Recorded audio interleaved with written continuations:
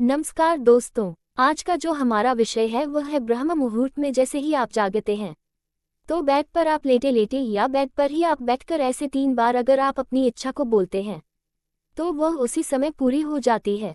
उसे समय नहीं लगता। वह कैसे करें ऐसा कि जिससे आपकी कोई भी इच्छा हो, चाहे वह भौतिक वस्तुओं की कोई इच्छा हो, चाहे वह रिलेशनशिप की कोई हो या अन्य कोई भी दुनिया में आपकी इच्छाएं हो या आपकी आध्यात्मिक इच्छा है, कोई आध्यात्मिक स्तर में कहीं आगे बढ़ना चाहते हैं या उससे रिलेटेड कोई भी इच्छा है तो वह सब पूर्ण हो जाएंगी अगर आपको ब्रह्म मुहूर्त में इस तरह से 3 बार बोलेंगे। तो दोस्तों, इस विषय में पूरी जानकारी से आपको हम बताने जा रहे हैं, तो वीडियो में अंत तक बने रहें ताकि आप भी इसका रहस्य जान पाए और आप भी इस संसार के जो भोग विलास और उषा अध्यात्म को पा सके। दोस्तों, आप सभी का हम स्वागत करते हैं अपने चैनल में। दोस्तों, पहले हम ब्रह्म मुहूर्त का समय जान लेते हैं। वैसे तो ब्रह्म मुहूर्त का समय सुबह 3 से 5 कहा जाता है, लेकिन आप फिर भी 3:30 से यह समय शुरू होता है और यह सुबह के 5:30 तक ब्रह्म मुहूर्त का समय रहता है। अगर आप किसी और देश में रहते हैं जिससे आपको इन समय का नहीं पता लग रहा है कि कौन सा समय ब्रह्म मुहूर्त का है, तो आप देख ले आपके सूर्य कितने बजे निकलता है, उससे 1.5 घंटे पहले का समय ब्रह्म मुहूर्त कहलाता है।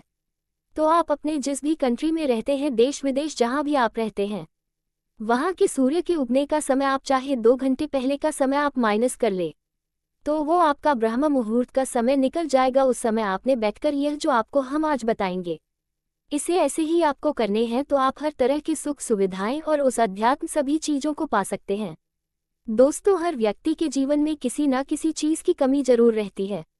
किसी को पढ़कर आगे बढ़ने की, किसी को सरकारी जॉब लगने की, किसी को प्राइवेट जॉब लगने की, किसी को एमएनसी कंपनी में जॉब लगना है, किसी को अपना व्यापार शुरू करना है, किसी को व्यापार में अलग अलग अपॉर्चुनिटी चाहिए, किसी को अपने को आगे बढ़ाना है, आगे की पोजीशन लेनी है, किसी को संसारत जो है बच्चे चाहिए, लड़की चाहिए, लड़का चाहिए, शादी करनी है, इस तरह के कई तरह की घर चाहिए, कर्ज है, बहुत सी चीजें उनको चाहिए होती हैं जिनकी वजह से वह वंचित रहने के कारण असंतुष्ट रहते हैं। किसी को धार्मिक अध्यात्म में आगे बढ़ना चाहता है या उस परमात्मा से एक होना चाहता है, आत्मा साक्षात्कार करना ना चाहता है। हर किसी की कोई ना कोई इच्छा है। तो ये ब्रह्म मुहूर्त का ये समय ऐसा होता है जिस समय सभी देवी देवता विचरण कर रहे होते हैं, सभी जगह उनकी ऊर्जाएं व्याप्त होती हैं। तो उस समय उनमें से जो सरस्वती माता है वो भी विद्यमान होती है सभी जगह। तो उस समय अगर आप ये ध्यान भजन करके इस तरह से अपनी विश मांगते हैं तो आपकी इच्छा पूरी हो जाती है। हमारे जो पूर्वज है, माता पिता थे, हमारे दादी दादा नानी नाना या हमारे और भी पुराने आर्ष मुनि जो थे, वह ब्रह्म मुहूर्त में उठते थे। उन्हें इस समय का पता था कि यही वह समय है जो फ्रेम के लिए होता है, यही वह समय है जो फ्रेम के लिए होता है, जो हर तरह की शारीरिक भौतिक आध्यात्मिक हर चीज को पूर्ण करने में ये समय सक्षम है। तो इस समय वह अलग अलग है, जो भी जिसकी इच्छा होती है वह उस समय उठकर उसी को फॉलो करता था। और आज भी आप देखते हो, डॉक्टर लोग जब आप बीमार होते हो तो बुजुर्ग होकर जब बीमार होते तो वह सभी को यही कहते हैं, सुबह जल्दी उठा करो और थोड़ा सैर किया करो, बीपी मोटापा कैंसर कम होगा।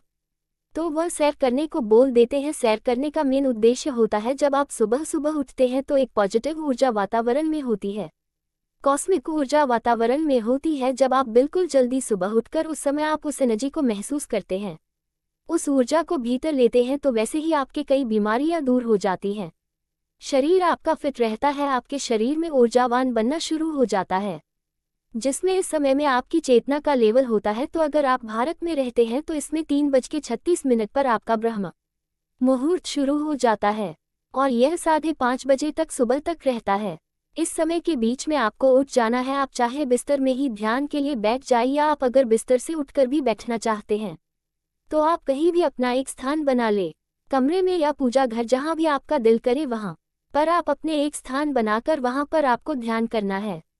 तो उसमें करना क्या है, आपको धीमी सांस लेनी है, ज्यादा ना तो सांस तेज लेनी है और ना ही ज्यादा बिल्कुल छोड़ देंगे। बिल्कुल हल्की सी सांस भरनी है और हल्की सी छोड़िए। शांति का अनुभव आपको होना चाहिए, स्वाभाविक होनी चाहिए, जैसे आ रही है जानबूझकर उसे बदलने की कोशिश ना करें। विश्वास में ही आपको ध्यान करना है। नाम जाप जो करना है आपको इसी तरह करना है, नाम जाप करें, ध्यान करें।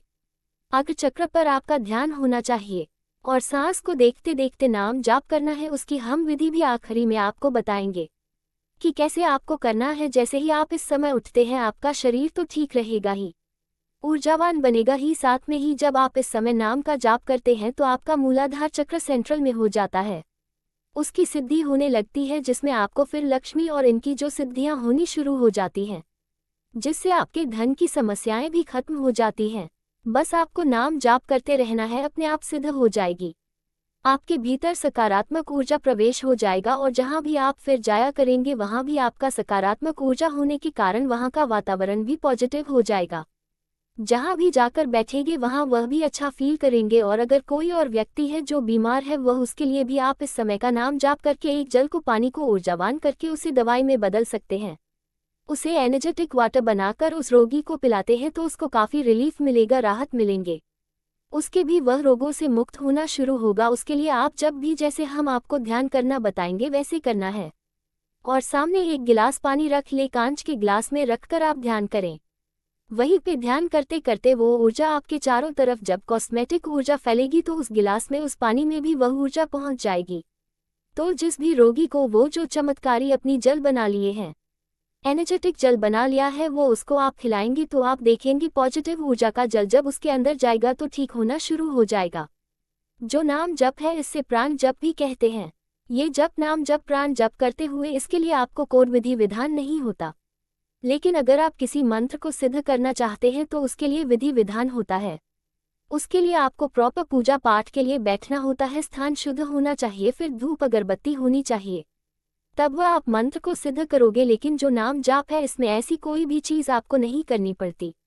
तो दोस्तों नाम जाप में जैसे ही आपकी मर्जी है वैसे ही आप बैठकर नाम जाप कर सकते हो।